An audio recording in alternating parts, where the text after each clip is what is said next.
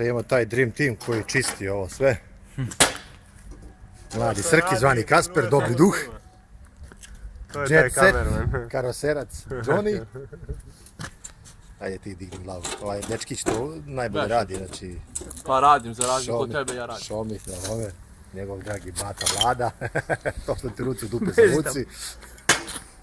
Sebe ne smijem da pogledam, evo, da se jednostavno. Dobro je. Sad malo čišćenje s polja, unutra je manje više gotovo.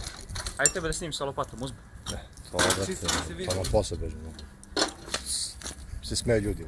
Da pokvari lopatu. Da. To je sofisticirana tehnologija. Lepo, znači da budete na televiziju. Majke mi. Zađi malo po prostoriji. Majke mi. To ću posle na kraju. Oblačno na polju. Gasimo.